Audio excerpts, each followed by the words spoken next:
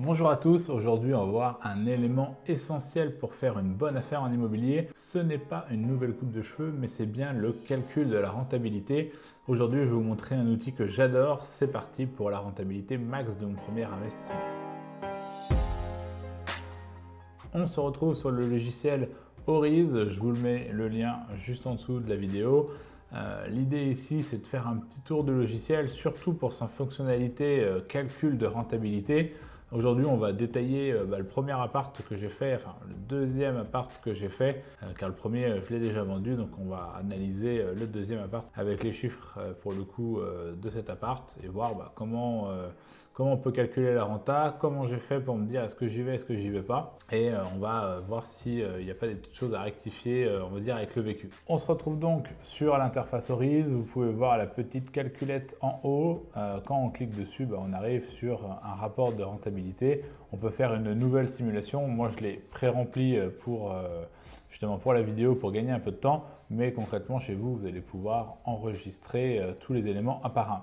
La première chose à faire, c'est de rentrer finalement le type de bien. Donc ici, c'est un appartement ancien et de remplir le prix frais d'agence inclus de l'appartement auquel je l'ai acheté. Donc je l'ai acheté à 62 500 €, frais d'agence inclus, pour un 60 mètres carrés à Chalon-sur-Saône. Ensuite, derrière, vous allez pouvoir mettre les travaux de rénovation.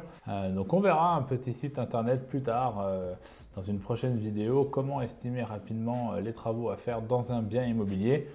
Sinon, bien sûr, il faut faire passer un artisan, mais ça, si vous passez par la société Orion d'ailleurs, ils s'en occupent pour vous, donc on vous donnera directement l'estimation des travaux lorsque vous verrez le bien avec eux. On remplit la surface, on remplit s'il y a des travaux de rénovation énergétique, donc dans mon cas, c'était pas le cas, c'était une cuisine, les peintures et un peu d'électricité. La ville, le loyer mensuel, donc en effet, moi pour le coup, je l'ai mis en Airbnb. Donc on avait fait faire une estimation par l'agence dans laquelle je l'ai mis et donc le net dans ma poche après la commission de la conciergerie, c'était un 12 000 € par an. Pour le coup, on y est, on est même un peu au-dessus, mais à l'époque, c'est l'estimation qui m'avait donné. Derrière, on met les charges totales, donc ça, on y reviendra parce que pour le coup, il y a eu des petites surprises qui pourtant étaient logiques. Donc j'ai mis les charges de copro, plus les charges d'électricité. Mais c'est un chauffage électrique, donc on y reviendra. Dès le premier hiver, après les augmentations des tarifs, les choses ont changé un petit peu. Charges non prévues estimées, pas grand-chose. La taxe foncière, elle est de 600 €. Vous voyez, je l'avais pas mis, je la rajoute. LMNP au réel, oui, le coût d'ameublement 3 000 €, les revenus, part fiscale, apport personnel, on avait mis les frais de notaire, taux nominal. Ok, assurance, on a un peu plus pour le coup, on avait 1,5. Ok, les frais de dossier, frais d'agence, le montant, ok, pas de GLI, tac tac tac, assurance, c'est pas mal, parfait. Donc là je sauvegarde et je vais lancer la simulation. Donc là on peut voir tout de suite, vous avez votre résultat du rendement net. Donc c'est plutôt un très bon rendement, on est à 11 net, c'est même pas du brut, 11 net c'est impôt déduit. Ça vous fait un cash flow par mois de 414 €. Donc c'est plutôt très très bien, surtout vu le montant du loyer. Le rendement patrimonial très bon, l'enrichissement à terme, à date de revente, ça on va y revenir un peu plus en détail après. Donc là finalement vous pouvez continuer l'analyse sur Oriz du bien. Vous pouvez regarder que là la part de la mensualité par des charges, etc. Et derrière ça vous fait un cash flow année après année. Alors la première année, la deuxième année, et puis à 10 ans, qu'est-ce qui vous reste? Et vous voyez qu'à 10 ans il reste beaucoup moins. Oui en effet, parce que vous aurez amorti toutes les déductions fiscales possibles, c'est-à-dire frais d'agence, frais de notaire, intérêts bancaires, les travaux. Donc une fois parce que le bien est tellement rentable que ça va taper dedans direct et au bout de quelques années, ça sera plus rentable après 5-6 ans à mon avis. Et on va regarder ça en détail. Donc la rentabilité, en effet, vous voyez, on peut voir que la rentabilité, elle est excellente les premières années. Très vite, ça va baisser jusqu'à l'année 6. Où là, ça va dégringoler à l'année 7. Bon, ça restera quand même pas dégueu non plus, ça s'autofinance clairement. Mais il y a une petite chute et donc ça peut valoir le coup de vouloir le revendre à l'année 6 ou 7. Pour le coup, chez nous, il y a eu des travaux entre-temps, c'est-à-dire qu'on a eu une toiture à refaire, on en est pour 5 000 €. Ça va peut-être nous faire gagner une petite année, guère plus. Donc voilà. À voir sur le long terme s'il y a d'autres choses qui ferait qu'on pourra le garder un peu plus longtemps, mais je pense qu'après 6-7 ans, il faudra le revendre. Quand vous allez dans la case emprunt, vous pouvez voir que vous avez une fiche récapitulative de votre achat finalement.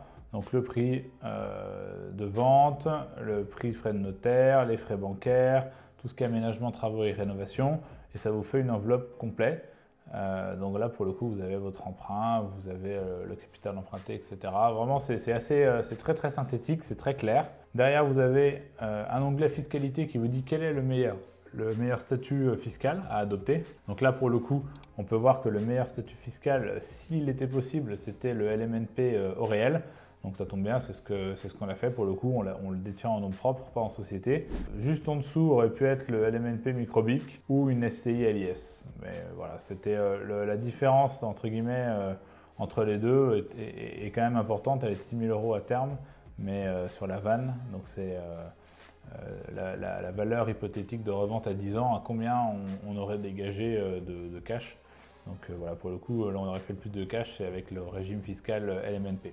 Donc ça c'est très bien pour voir si c'est plus intéressant de le faire en LMNP ou de le faire en SCI LIS ou SARL de famille ou peu importe, mais là voilà, ça vous donne pas mal d'hypothèses possibles. La revente, donc là en fait vous pouvez voir à quel moment c'est le plus intéressant de la revendre. Pour le coup, vous avez donc soit le prix de revente net à année, etc., etc. Et vous avez la TRI, le taux de rendement sur l'investissement. Et vous pouvez voir que c'est à l'année 4 où c'est là où vous faites le plus de rendement sur l'investissement. Bon, après, entre l'année 4 et l'année 5, vous pouvez voir que le taux est vraiment quasi identique. On est à 197% versus 203 et vous avez quand même dans votre poche 25 000 €. Bon, bref, à vous de voir, mais moi je trouve que c'est bien d'aller jusqu'à la fin de l'année 6 pour le coup. Vous avez un exemple de prix d'achat des appartements autour de vous. Donc on peut voir qu'à 62 500, on avait acheté très bas. Bon, il se trouve que c'était quand même il y a 2 ans, hein, donc les prix n'étaient pas les mêmes, ils ont bien augmenté depuis.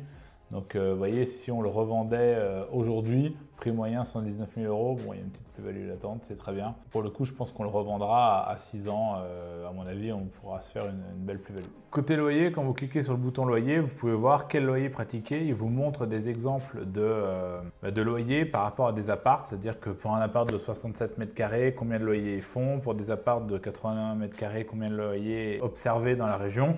Et donc, ça vous permet de voir si on est bien situé. Bon, nous, on fait ça en Airbnb, donc forcément, on a un rendement qui est un peu supérieur. Maintenant, on vient à un point un peu critique dont je vous parlais, c'est qu'il y a quelque chose que je n'ai pas mis et que j'avais sous-estimé dans mon calcul, c'est qu'en fait, j'ai des charges d'électricité qui sont monstrueuses.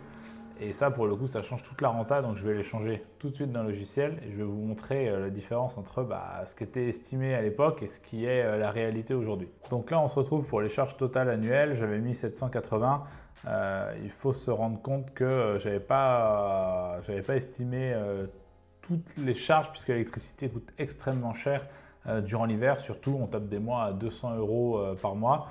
Donc on a même tapé, je crois, 400 € pendant un mois parce qu'il y a un mec qui avait laissé 24 degrés dans l'appart tout le mois de janvier alors qu'il faisait très froid.